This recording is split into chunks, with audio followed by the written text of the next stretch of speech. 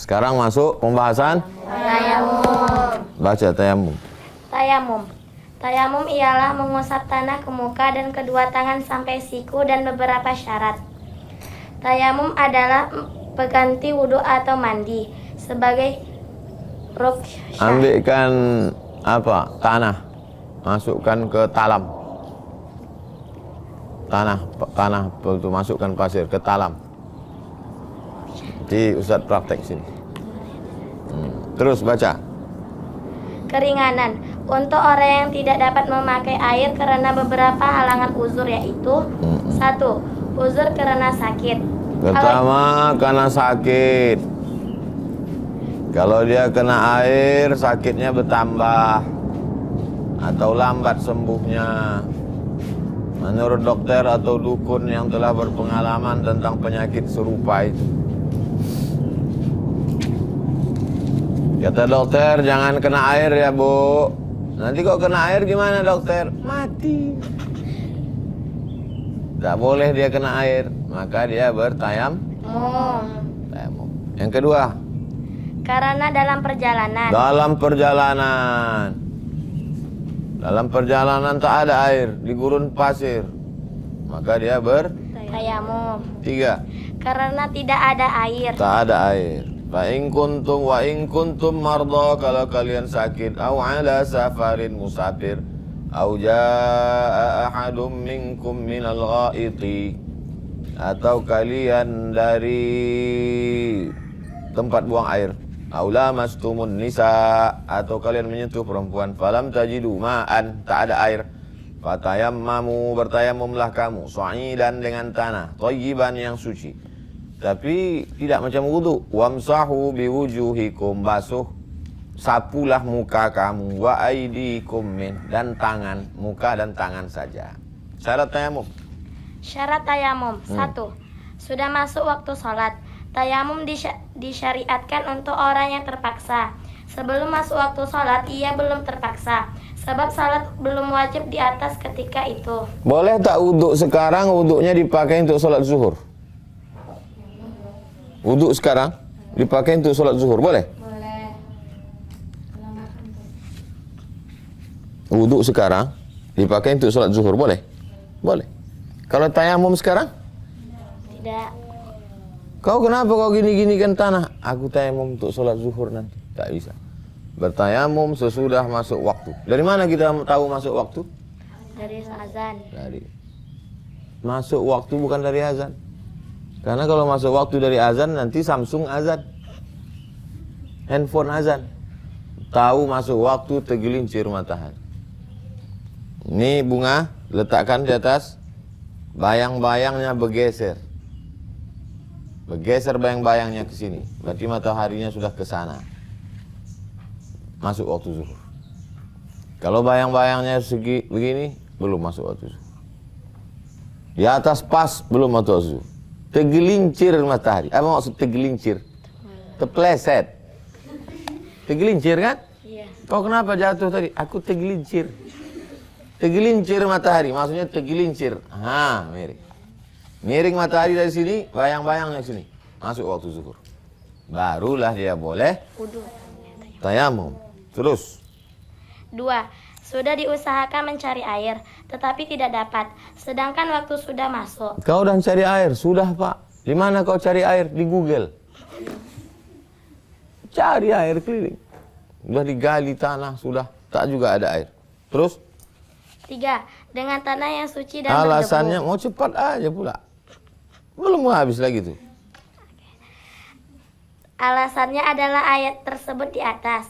Ketika disuruh bertayamum bila tidak ada air sesudah dicari dan kita yakin tidak ada, kecuali orang sakit yang tidak diperbolehkan memakai air, atau ia yakin tidak ada air di sekitar tempat itu, Ya. maka mencari air tidak menjadi syarat bagiannya. Baginya. Menjadi syarat baginya. Ya, terus.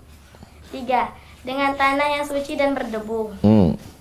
Menurut pendapat Imam Syafi'i, Ya. tidak sah tayamum selain dengan tanah.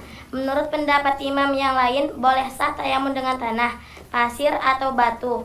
Dalil pendapat yang kedua ini adalah sabda Rasulullah SAW. Ju'ilat lil ardu thayyibatan, dijadikan bagiku bumi yang suci, menyucikan dan tempat sujud, wa tahuran wa masjidan. Bumi termasuk juga tanah, pasir, batu. Jadi menurut mazhab Maliki boleh bertayamum dengan batu, dengan pasir. Mazhab Syafi'i mesti dengan tanah, debu. Terus 4. Menghilangkan najis. Berarti sebelum melakukan tayamum itu hendaknya ia membersihkan dari najis. Menurut pendapat sebagian ulama, tetapi menurut pendapat yang lain tidak. ya, terus Fardu rukun tayamum. 1. Niat. Orang yang akan melakukan tayamum hendaknya berniat karena hendak mengerjakan salat dan sebagainya. Bukan semata-mata untuk menghilangkan hadas saja, sebab sifat tayamum tidak dapat menghilangkan hadas, hanya diperbolehkan untuk melakukan salat karena darurat. Keterangan bahwa niat tayamum hukumnya wajib ialah hadis yang mewajibkan niat wudhu yang lalu. 2. Mengusap muka dengan tanah. Nanti kita praktekkan gimana mengusap muka dengan tanah. Apa digosok-gosokkan tanah itu. Terus 3. Mengusap kedua tangan sampai ke siku dengan tanah. Keterangannya ialah ayat di atas. 4. Menerbitkan menertibkan rukun-rukun. Artinya mendahulukan muka dari tangan. Alasannya sebagaimana keterangan menertibkan rukun wudhu yang telah lalu. Sebagian ulama ada yang berpendapat bahwa tidak wajib menertibkan rukun tayamum. Terus Beberapa masalah yang bersangkutan dengan tayamum. 1. Orang yang tayamum karena tidak ada air tidak wajib mengulangi salatnya apabila mendapat air. Orang yang tayamum karena tak ada air. Waktu dia mau sholat tak ada air. Lalu dia bertayamum. Habis itu dilanjutkannya perjalanan. Dia bertayamum jam 1. Jam 1.30 nampaknya kolam. Apakah dia wajib mengulang sholatnya? Tidak. Tak wajib. Tidak wajib mengulang sholatnya kalau dia mendapatkan air. Alasannya ialah ayat tayamum di atas. Tapi orang yang tayamum karena junub, apabila mendapatkan air maka dia wajib mandi. Jam 8 tayamum dia. Jam 8.30 turun hujan. Apakah dia wajib mandi? Wajib. Kau kenapa tak mandi? Aku kan udah tayamum. Tak bisa. Wajib mandi bila hendak mengerjakan sholat berikutnya. Sebab tayamum itu tidak menghilangkan hadas, melainkan hanya boleh untuk darurat. 2. Terus 2. Satu kali tayamum boleh dipakai untuk beberapa kali salat. Baik salat fardu ataupun salat sunnah. Kekuatannya sama dengan wudhu. Karena tayamum itu adalah pengganti wudhu bagi orang yang tidak dapat memakai air. Tak sama semua mazhab. Ada mazhab mengatakan satu tayamum untuk satu sholat. Terus jadi hukumnya sama dengan wudhu. Demikian pendapat sebagian ulama. Nanti kalau ada orang mengatakan satu tayamum, satu sholat. Sebagian ulama yang mengatakan. Yang lain berpendapat bahwa satu tayamum sah untuk satu kali sholat. Dan beberapa sholat sunat. Tapi golongan ini tak dapat memberikan dalil yang kuat atas pendapat mereka. 3. Boleh tayamum apabila luka atau karena hari sangat dingin. Sebab luka itu termasuk dalam... Pas memotong ikan, terpotong ujung jari. Dibalut pakai handiplas. Dibalut pakai perban. Berwudu dia. Sahkah wudunya? Tak sah wudu. Kenapa? Karena tak kena air. Jadi bagaimana solusinya? Tayamum. Oh, jadi kalau gitu kita tayamum karena anggota tayamum itu luka. Muka tumbuh jerawat. Satu memang jerawatnya. Tapi kawan-kawannya 15. Kena air sakit minta ampun. Maka dia bertayamum. Muka dan tangan anggota tayamum. Sekarang sakitnya tidak di anggota tayamum. Sakitnya di ujung kaki. Oh, itu anggota wudhu. Sekarang sakitnya tidak di anggota tayamum, tidak di anggota wudhu. Sakitnya di mana? Sakitnya di perut. Kena. Tak bisa dia, kalau kena air, demam panas. Kalau kena air, karena sakit ini bawaannya demam panas. Kalau dia kena air, menggigil, maka dia boleh tayamum. Terus? Sebab luka itu termasuk dalam pengertian sakit. Demikian juga bila memakai air ketika hari sangat dingin, dikhawatirkan akan menjadi sakit. Dari Jabir, kami musafir sama Rasulullah. Tiba-tiba salah seorang kami ada luka di kepalanya, kemudian dia bermimpi. Lantas dia bertanya kepada temannya, adakah kamu boleh jalan? Adakah kamu peroleh jalan memberi kelonggaran bagiku untuk tayamum? Kata mereka, kami tak tahu jalan yang memberi kelonggaran, sedangkan engkau masih kuasa memakai air. Kemudian orang itu mandi, sehingga menyebabkan dia mati. Gara-gara mandi itu mati dia. Kemudian kami sampai kepada Rasulullah, kami ceritakan. Kata Nabi, mereka telah membunuhnya. Allah akan membunuh mereka. Mengapa mereka tak bertanya kalau tak tahu? Sungguhnya obat keraguan adalah bertanya. Sebenarnya cukup tayamum saja. Jadi kadang kalau kita ditanya orang, pertanyaan kita itu bisa membunuh dia. Ustazah, ini ada orang sakit ini di rumah sakit. Apakah dia wajib mandi? Oh wajib, mandikan dia. Habis mandi kan mati. Berdosa kalian. Kalau tak tahu tanya. Dari Amr bin As, waktu dia diutus ke Zatis Salasil. Suatu malam sangat dingin saya bermimpi. Saya takut berbahaya kalau saya mandi. Maka saya tayamum. Kemudian sholat bersama teman-teman. Sholat subuh. Tatkala datang Rasul, kami ceritakan. Kata Nabi, hai Amr, engkau sholat dengan teman-temanmu padahal engkau junub. Saya menjawab, saya sebutkan firman Allah. La taqtulu anfusakum innallaha kana bikum rahima. Maka karena ayat itu saya tayamum. Lalu saya sholat. Mendengar jawaban Amr, Nabi ketawa. Beliau tak mengatakan apa-apa. Amr bertayamum bukan karena sakit, tapi karena dingin. Dingin betul, tak sanggup dia mandi. Itu menunjukkan dingin pun boleh tayamum. Sunat tayamum. Baca. Sunat tayamum. 1. Membaca bismillah. Dalilnya adalah hadis sunat wudhu, sebab tayamum merupakan pengganti wudhu. Ya. 2. Mengembus tanah dari 2 tapak tangan supaya tanah yang di atas tangan itu menjadi tipis. Nanti kita praktekkan bagaimana mengembus. Sabda Rasulullah SAW. Innama kana yakfika an tadriba bikaffaika fit turab. Pukulkan tapak tanganmu ke tanah, kemudian kau hembus. Setelah kau hembus, baru kau sapukan ke muka dan ke tangan. Cemana menepuknya, cemana mengembusnya, cemana menyapunya, nanti kita praktekkan.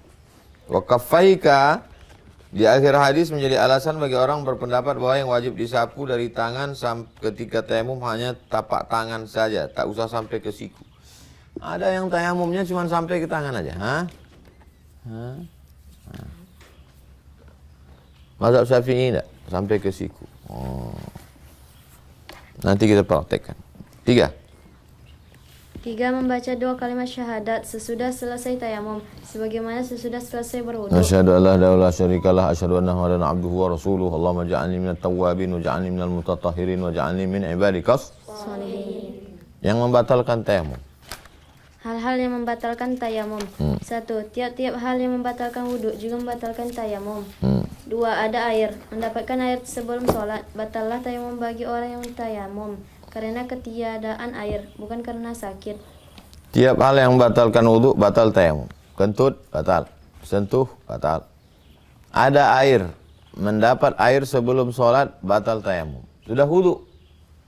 Jam 12.30 masuk waktu zuhur, waktu Pekanbaru, dia pun bertayamum. Begitu selesai tayamum, angin kencang, turun hujan. Sholat atau wudhu? Wudhu dulu, baru sholat. Batal tayamum bagi orang tayamum karena ketiadaan air, bukan karena sakit. Rasul bersabda, "At-turab kana fika walau lam tajidil ma' 10 sinin." Kau cukup dengan tanah walaupun tak dapat air 10 tahun. Tapi apabila engkau dapat air, hendaklah engkau sentuhkan air itu ke kulitmu. 10 tahun tak ada air, tayamumlah terus. Dari Atha bin Yasar, dari Abu Sa'id Al-Khudri, dia berkata, ada 2 orang laki-laki dalam perjalanan, lalu datang waktu sholat. Air tak ada. Keduanya bertayamum dengan debu yang suci. Kemudian mereka sholat. kemudian keduanya dapat air. Waktu masih ada. Yang satu ini diulangnya sholatnya dengan wudhu. Yang satu lagi tak diulangnya.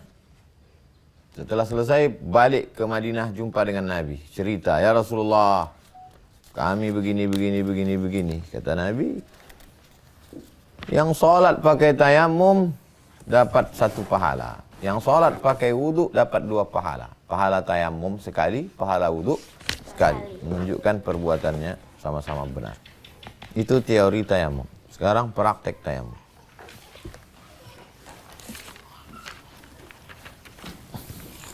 Kalau dia pakai jam tangan, pakai cincin, dibuka dulu. Karena takut tak kena.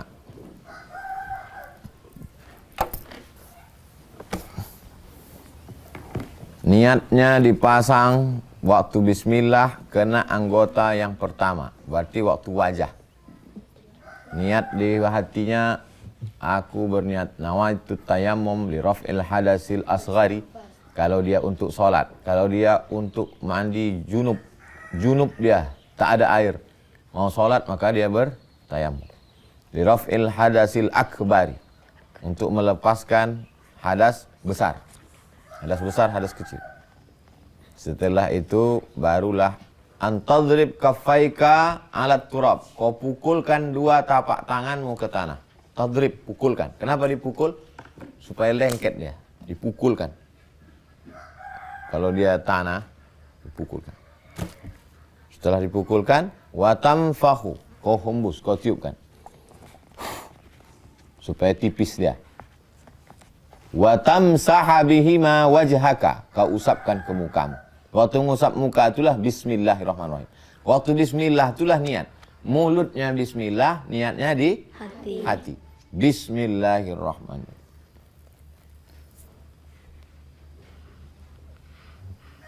Sekali, bukan 3 kali. Jadi bukan debu itu diambil, dilepoh-lepoh kan. Pukul, hembus. Debu yang ini dipangkal nih. Yang ini di sini. Jadi kalau dipelankan begini. Slow motion. Ini bukan begini. Gini dia. Ini dipangkal nih. Yang ini dipangkal.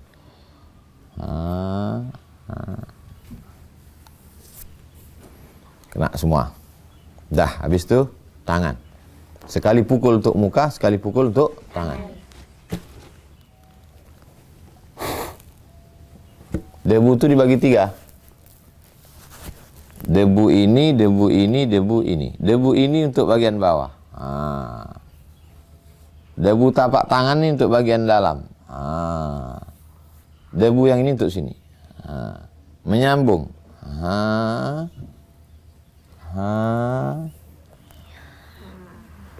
Nampak? Kalau nanti di rumah sakit ada keluarga pasien opname, banyak kabel-kabel di sininya. Kabel darah, kabel impus, kabel apa-apa. Maka pakai mazhab lain. Bukan mazhab Syafi'i. Yang tadi mengatakan boleh sampai pergelangan. Kanan dulu, habis itu sholat. Payah kami bawa tanah ke rumah sakit.